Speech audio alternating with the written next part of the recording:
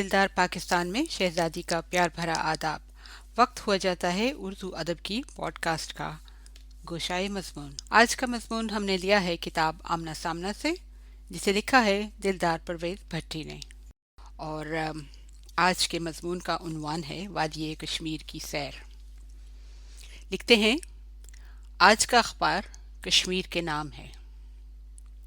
یہ یاد رکھیے کہ یہ کتاب 1993 میں شائع ہوئی تھی.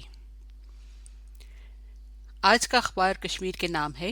وزیر اعظم، ان کے بھائی غلام حیدر وائنگ، قاضی حسین احمد اور وائس آف امریکہ سب کشمیر کشمیر پکار رہے ہیں.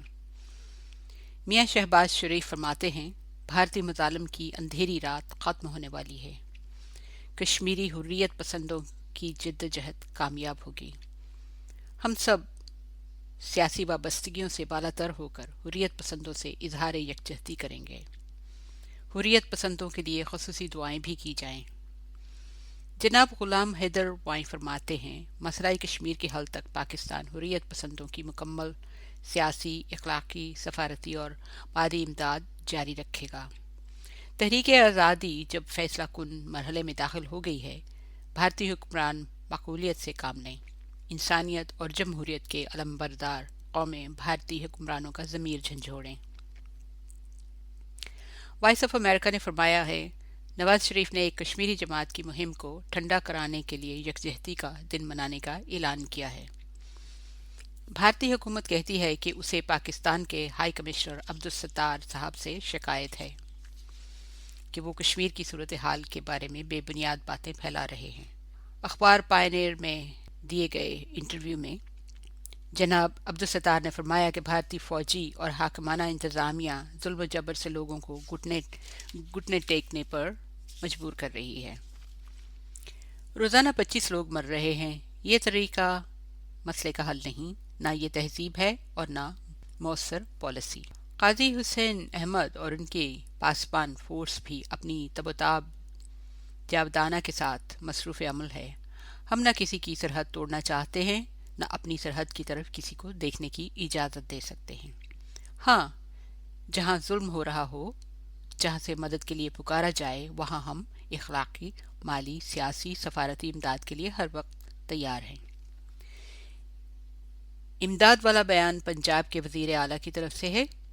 ایران میں زلزلے سے متاثرہ خاندانوں کو بھی پنجاب حکومت کی طرف سے امداد پہنچائی گئی تھی اور بے نظیر حکومت نے طیارے فراہم کیے تھے. اس ایک مسئلے پر دونوں متحارب حکومتیں ایک تھیں.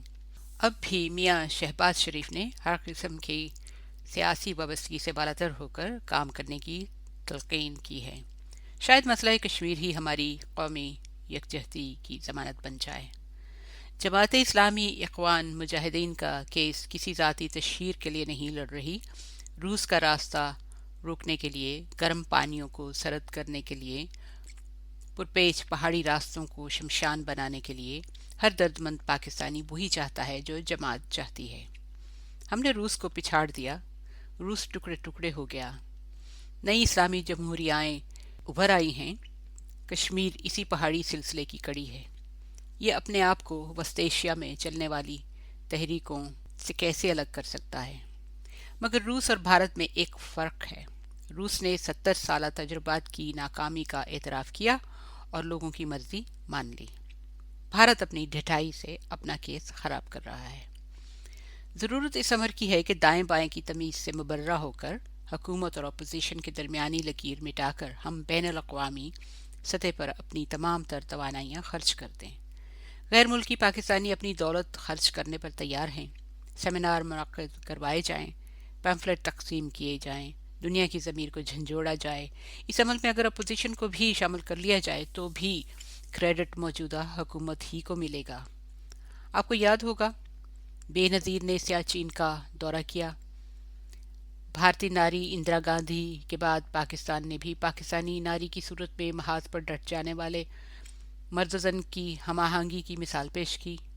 پھر بے نظیر نے آزاد کشمیر کا دورہ کیا تو بھارت ان کے اس استدلال پر سٹپٹا گیا کہ میں کشمیر میں آئی ہوں.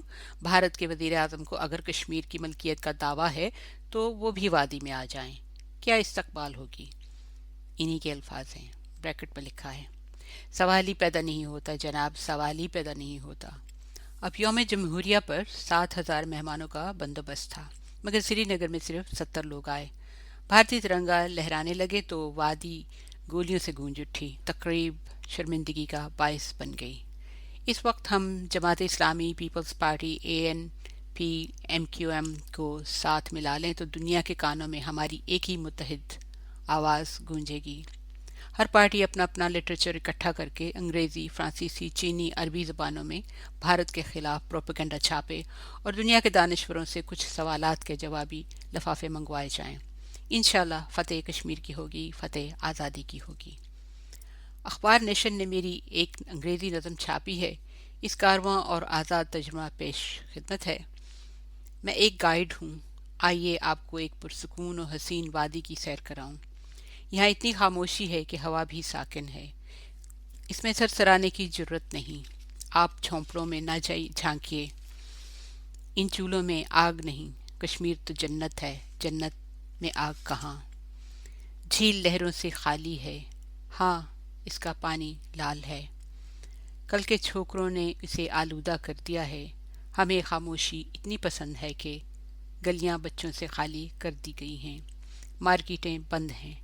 भला पहाड़ी सैरगाह पर दुकानों का मतलब।